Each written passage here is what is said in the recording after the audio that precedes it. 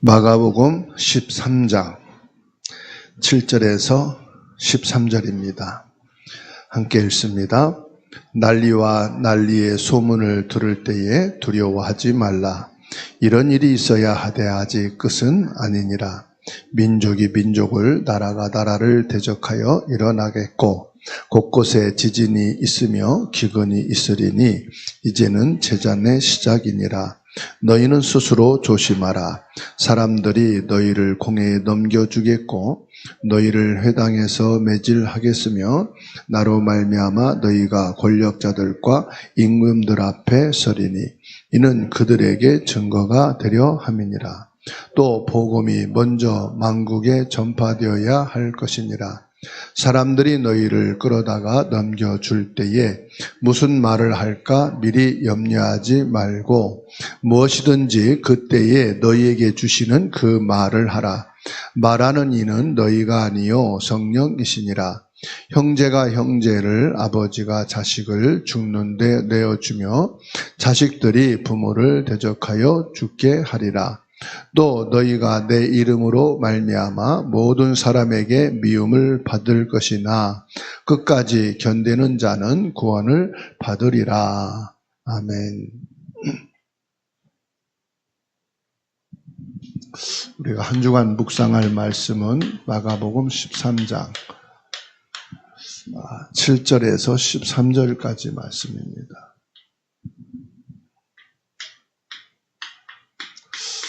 13절에 예수님이 말씀하셔요.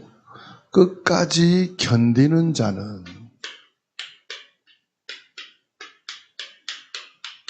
구원을 받으리라 말씀하셔요. 종말의 때를 살아가는 성도들의 승리와 예수 그리스도의 고난과 재림과 성령의 역사에 대해서 예수님께서 말씀하고 계십니다. 오늘 예수님께서 끝까지 견디는 자는 그랬어요. 죽을 힘을 다해서 참으라, 인내해야 된다. 그런 끝까지가 아니죠. 이 끝까지라 이 말은 어떠한 재난이 와도 어떤 어려움이 와도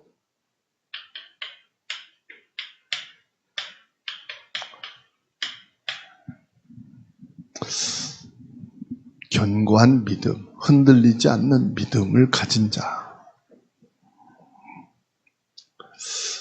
마지막 때가 가까울수록 세상에는 많은 전쟁이 일어나고 곳곳에 테러가 일어나고 그리고 갈등, 나라와의 갈등, 지역의 갈등, 모든 공동체 안에 갈등이 있어요. 개인에게도 갈등이. 그 소문이 끊이지 않습니다. 7절에 말씀하고 있어요. 난리와 난리 소문을 들을 때 두려워하지 말라. 이런 일이 있어야 하되 아직 끝이 아니니라. 재난이 왔다고 끝이 아니다. 오히려 뭐라고 했어요? 그것은 시작에 불과하다 말씀하십니다. 예수님은 환난을 예고하시면서 동시에 두려워하지 말라. 그게 시작이다. 어떤 재난과 어떤 문제가 와도 두려워하지 말라고 말씀하시죠. 모든 재난은 하나님의 주권 손에 있기 때문에 크고 작은 모든 것은 하나님의 주권 속에 있는 것이다. 그냥 일어나는 것이 아니다. 전쟁과 테러와 재난과 기근과 많은 갈등은 그냥 일어나는 게 아니다. 사람에 의해서 일어나는 것이 아니고 하나님의 절대 주권 속에서 이루어지는 것이다. 모든 고통이 왜 있느냐? 하나님의 구원의 역사를 이루는 것이다. 하나님의 주권은 하나밖에 없어요. 구원하는 거예요. 하나님께서는 인류를 구원하는 것이 하나님의 주권이에요. 8절에 민족이 민족을 나라가 나라를 대적하여 일어나겠고 곳곳에 지진이 일어나며 기근이 있으리니 이는 재난의 시작이라. 분명히 예수님 말씀하셔요. 재난의 시작이라. 새하늘과 새 땅이라는 영광스러운 하나님의 나라가 이루어지기 전에 전 세상은, 모든 인간은 고통을 당하게 될 것이다. 재난. 그래서 믿음이란 뭡니까? 괜찮겠지, 평화가 오겠지가 아니라 하나님을 믿으라 이 말이에요. 하나님. 이 모든 시작이 어디서? 하나님에게서 시작됐다. 이런 모든 재난과 난리와 소문은 하나님의 주권 속에서 이루어지는 것이다. 그럼 결론이 뭐냐? 하나님의 구원을 이루기 위한 것이라고 말씀하고 계세요. 자, 예수님께서요, 십자가를 지십니다. 십자가는 죽음을 말하잖아요. 그 사람들이 왜 십자가를 두려워하느냐? 죽기 때문이에요. 예수님도 십자가의 고난과 죽으심을 앞에 두고 하나님 앞에 기도하셨죠. 겟세마네 동산에서 마지막 밤에 땀방울이 핏방울이 되기까지 하나님께 간절한 기도를 하십니다. 예수님이 제자들에게 경고하십니다. 자신이 먼저 십자가의 고난과 죽음을 말씀하시고 예수님께서 이 십자가에서 죽으실 것을 말씀하시고 뭘 하셨습니까? 시험에 들지 않도록 기도를 제자들에게 당부하셨습니다. 예수님도 그만큼 이 십자가의 죽음을 두고 기도하셨다는 거예요. 왜요? 십자가의 죽음이 두려워서가 아니에요. 무서워서가 아니에요. 죽기 싫어서가 아니에요. 십자가를 통한 하나님의 주권, 하나님이 인류를 구원하시고자 하는 그 구원의 어마어마한 사역을 앞에 두고 예수님께서는 기도하셨다는 거예요. 예수님이 단순히 십자가에 죽으시는 게 목적이 아니잖아요. 나의 죄, 인류의 죄 문제를 끝내는 십자가란 말이에요. 사단의 권세를 완전히 끊는 십자가란 말이에요. 지옥의 권세를 멸하는 것이 바로 십자가의 길이기 때문에 이 중차대한 구원의 일을 두고 주님은 기도하셨습니다. 예수님께서는 이 십자가에 못 박혀 죽으심으로 우리의 저주와 재앙과 흑암과 지옥의 권세를 단번에 꺾으시고 부활하셨어요. 세상에 어떤 재난과 난리와 큰 문제 속에서도 예수님께서는 이 십자가에서 모든 것을 이루시고 다 이루셨다. 평안을 선포하십니다. 요한복음 19장 30절에 다 이루었다 이 말씀은 구원의 완성을 선포하는 겁니다. 인류의 저주와 재앙과 재난에 끝나고 참된 평안이 임하였음을 선포하는 것입니다.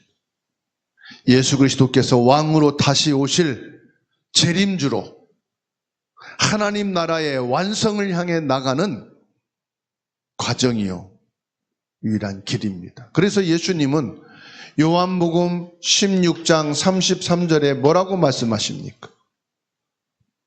중반절에 말씀합니다. 세상에서는 너희가 환난을 당하나 담대하라.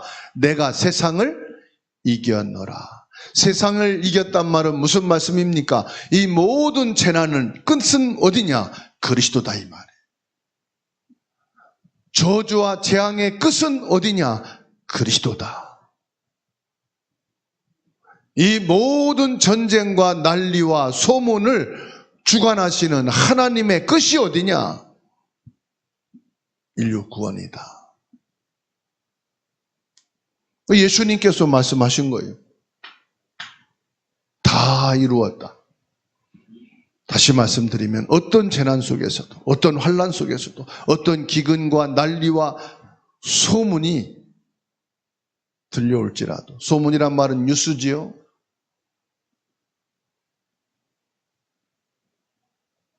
진정한 안정지대는 그리스도다 이 말이에요. 참된 평안의 장소는 그리스도다 이 말이에요. 저와 여러분들은 고난을 넘어 승리하게 하시는 예수 그리스도 안에 있게 되기를 예수님의 이름으로 축원합니다. 우리의 참된 승리자는 누구냐? 예수 그리스도다. 세상에서 그리스도인으로 살아갈 때 온갖 박해와 미움을 받을 수도 있습니다. 그러면 우리는 어떻게 믿음을 지켜낼 수 있느냐? 가면 갈수록 이 세상은요, 믿음으로 살기가 어려운 시대예요. 믿음을 지켜 살아가기가 어려운 세상이 점점점 오고 있어요. 9절에 너희는 스스로 조심하라 그랬어요. 이 세상에서 그리스도인으로 믿음을 지키며 살아가는 것은 쉬운 일이 아니다. 너희는 스스로 조심하라. 사람들이 너희를 공회에 넘겨주겠고 너희를 회당에서 매질하겠으며 나로 말미암아, 예수님으로 말미암아죠, 너희가 권력자들과 임금들 앞에 서리니 이는 그들에게 증거가 되려 함이라. 예수 그리스도 이름 때문에 세상에서 우리가 미움을 받고 매질을 당하고 법과 권력자들 앞에 고난을 받을 수 있다. 그러나 여기서 우리가 고난을 받을 수 있다. 그런데 그게 중요한 게 아니에요. 우리가 매질을 당하고 미움을 받고 법과 권력자들 앞에 고발을 당하고 어려움을 당할 수 있다. 그러나 그게 중요한 게 아니다 이 말이에요. 뭐가 중요합니까? 예수 그리스도를 구주로 믿는 자는 가장 가까운 가족들에게도 배신당할 수 있다. 배신당한다 말씀하셔요. 12절에 형제가 형제를, 아버지가 자식을 죽는 데 내어주며 자식들이 부모를 대적하여 죽게 하리라. 그런데요, 그게 중요한 게 아니라는 거예요. 9절 하반절에 뭐라고 말씀합니까? 이는 그들에게 증거가 되려 함이라. 증거가 되려 함이라. 증거가 뭡니까?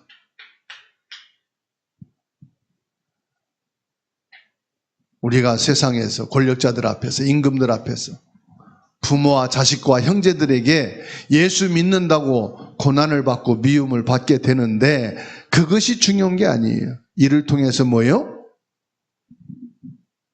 네, 증거가 되게 하려 함이라. 복음이 증거되는 기회. 이를 통해서요, 예수 그리스도를 증거하는 전도의 문이 된다는 말씀이에요. 예수 그리스도의 복음을 전하는 기회가 될 것이다. 환난 중에 전파되는 것은 뭐예요? 복음이에요. 복음.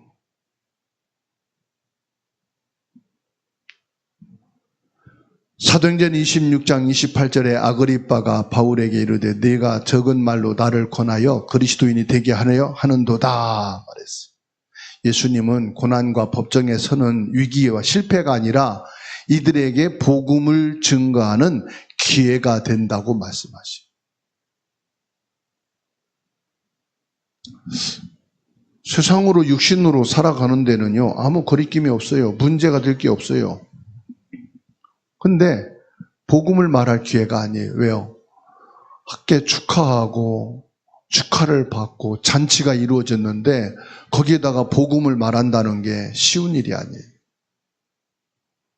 오히려 핍박하고 고난을 줄 때 그분들을 용서하고 사랑하는 마음으로 복음을 진지하게 증거할 수 있는 기회가 된다. 그래서 바울 사도가 아그리빠 왕 앞에 재판을 받을 때 바울이 말합니다. 나는 그 어느 법조항에도 해당하는 죄를 지은 것이 없다. 내게 죄가 있다면 하나밖에 없다. 유대인들이 죄인이라고 십자가에 못 박은 그 예수를 하나님은 의로 여기셔서 그 예수를 그리스도의 증거로 죽은 자 가운데 3일 만에 부활하신 그리스도다. 나는 그리스도 예수 외에는 복음이 없고 생명이 없고 구원이 없다고 말했을 뿐이다.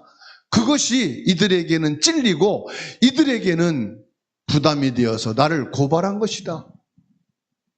아그리빠 왕이여, 왕도 내가 이 포승줄에 매인 것 말고는 나와 같이 그리스도를 믿는 자가 되기를 원하나이다. 이렇게 복음을 전하게 됐어요.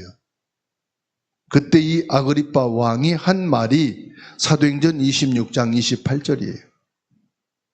네가 그 말을 통해서 나를 권하여 그리스도 믿게 하려고 하느냐? 지금 그 말을 한 거예요. 그렇습니다, 여러분.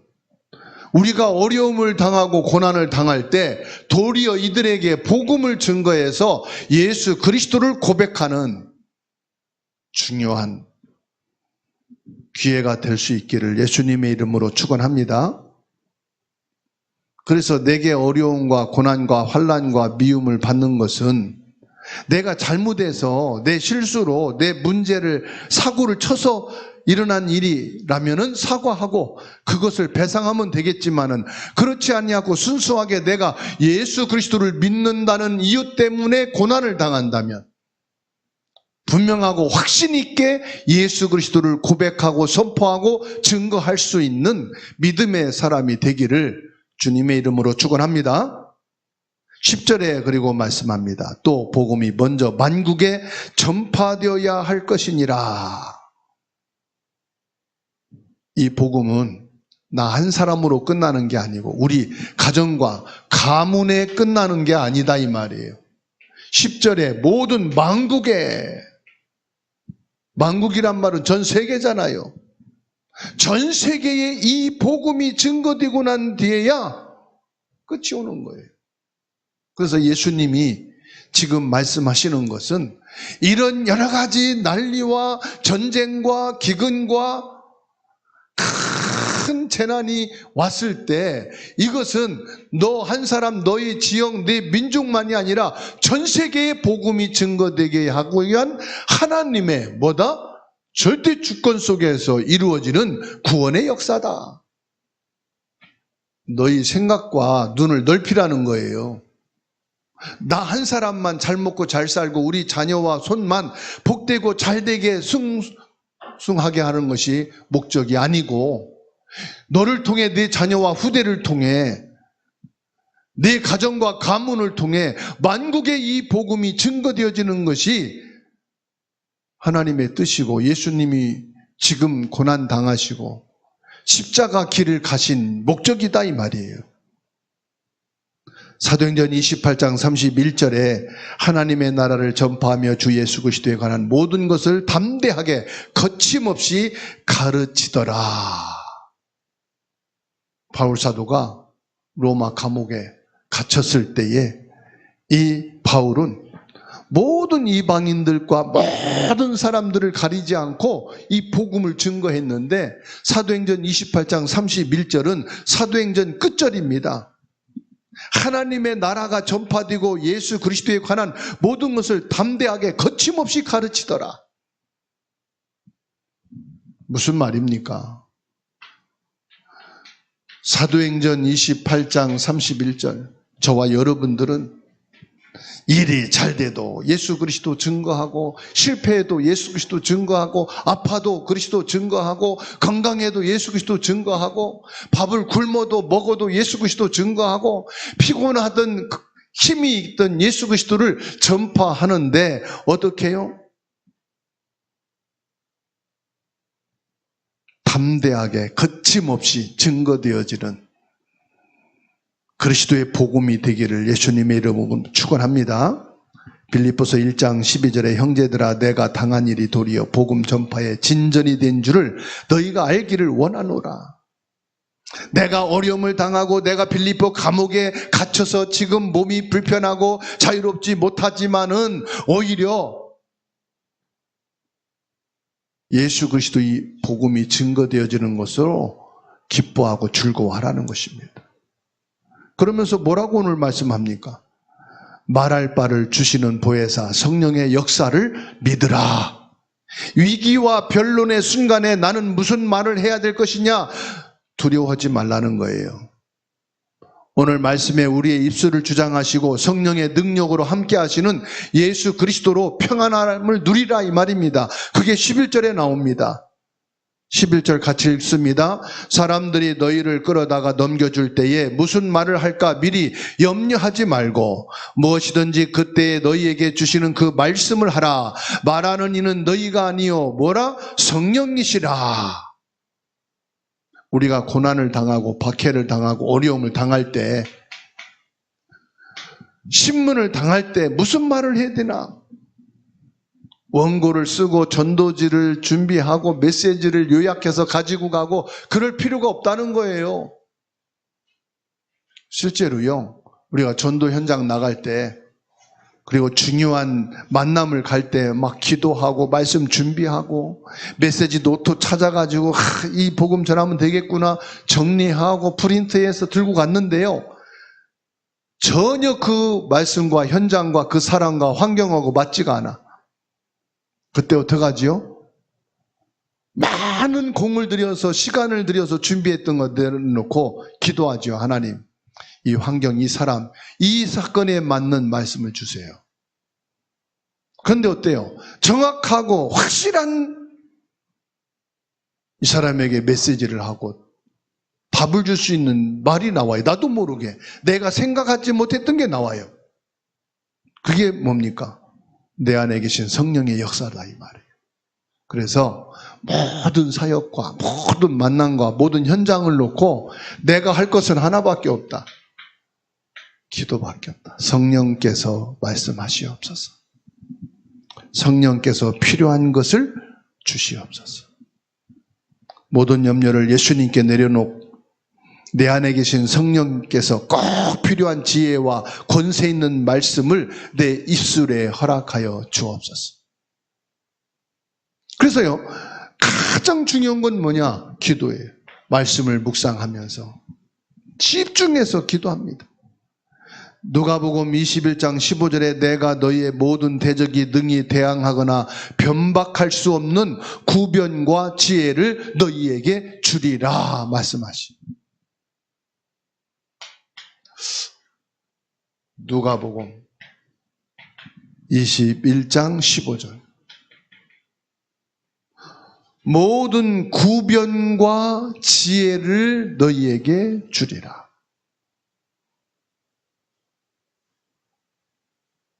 할 말을 주겠다 이거예요. 거기에 필요한 지혜의 말씀을 주시겠다는 거예요. 그래서 여러분, 가족하고도 그렇고요, 형제하고도 그렇고 이웃하고도 그렇고요, 현장에서 누구를 만났을 때 우리가 복음을 말할 때 예수 그리스도를 증거할 때 무슨 말을 어떻게 해야 되지? 염려할 것이 아니라 기도하시기 바랍니다. 가장 가까운 사람일수록 너무 친하니까 인간적으로 모든 관계에서 너무 밀착되어 있으니까 복음 말하기가 참 힘들어요. 그렇지만 기도하시면 돼요. 하나님, 오늘은 이분에게 꼭 필요한 말을. 근데 보면은요, 고난당하고 어려움 당할 때 정확한 복음 주기가 참 좋아요. 지금 아픈데 진짜 기도하겠다. 당신이 지금 어려움을 당하는데 그 어려움을 위해서 내가 기도해 주겠다.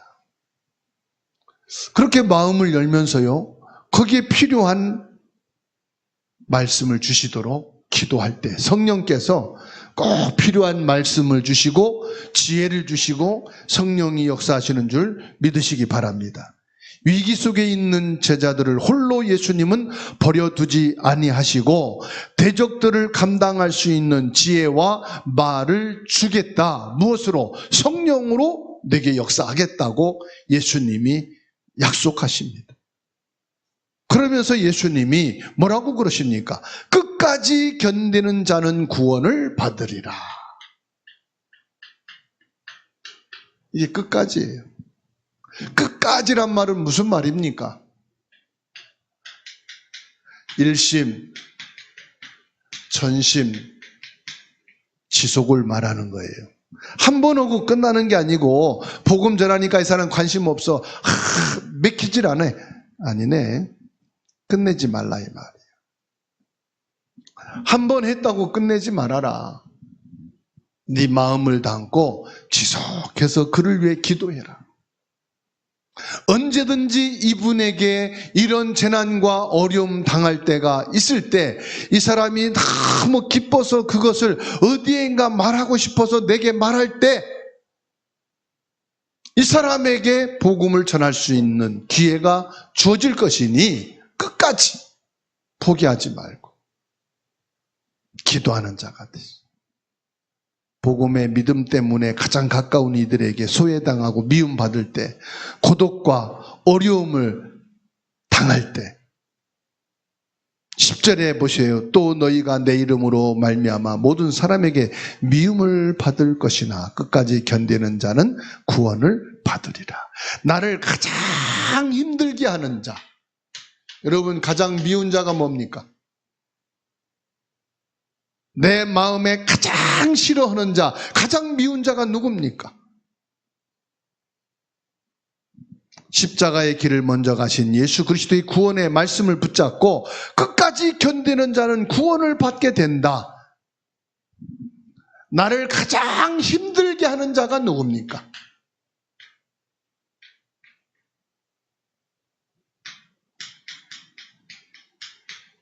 내 인생에 가장 무거운 짐이 되는 자가 누굽니까? 지금 내 마음에 가장 불편한 자가 누굽니까?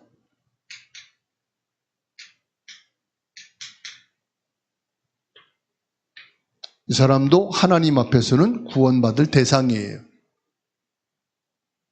이 사람을 위해서 예수님이 십자가에 못 박혀 죽으셨어요. 나는 미워하지만은 예수님은 이 사람을 사랑하셔요. 이 사람은 나를 미워하고 싫어하지만은 예수님은 그 또한 구원받을 사람으로 택하셨어요. 여기서 견딘다 하는 말. 끝까지 견디는 자는, 그래서 견디는 자. 그래서 견딘다.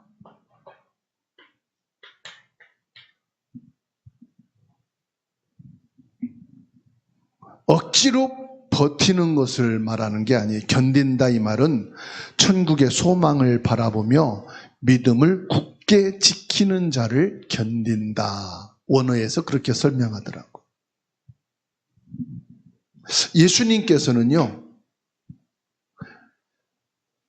죽기까지 복종하셨다 그랬어요. 견딘다 이 말은 순종인데요, 예수님께서는 복종하셨다 그랬어요.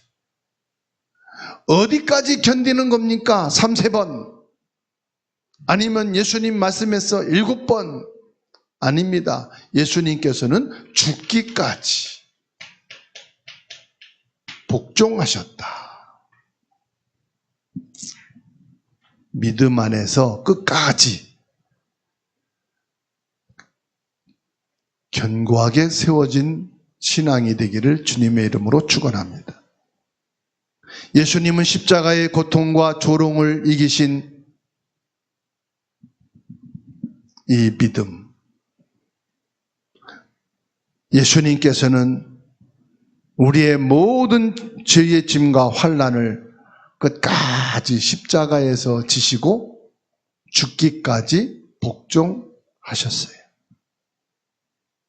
요한복음 15장 19절에 중반절에 말씀합니다. 너희는 세상에 속한 자가 아니요 도리어 내가 너희를 세상에서 택하였기 때문에 세상이 너희를 미워하느니라.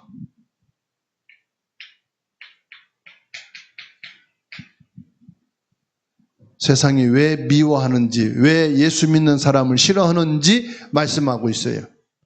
요한복음 19장 19절에 말씀합니다. 하나님이, 예수님이 저와 여러분들을 택하셨기 때문에 세상, 사탄은 우리를 미워한다는 거예요.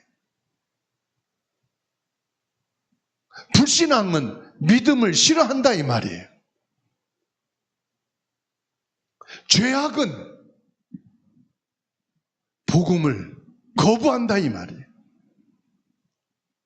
내가 너희를 세상에서 택하였기 때문에 세상은 너희를 미워하느니라. 세상이 뭡니까? 불신앙이 나를 미워한다. 사단이 나를 미워한다. 죄가 미워한다. 비진리가 미워한다. 어둠이 미워한다 이 말이에요.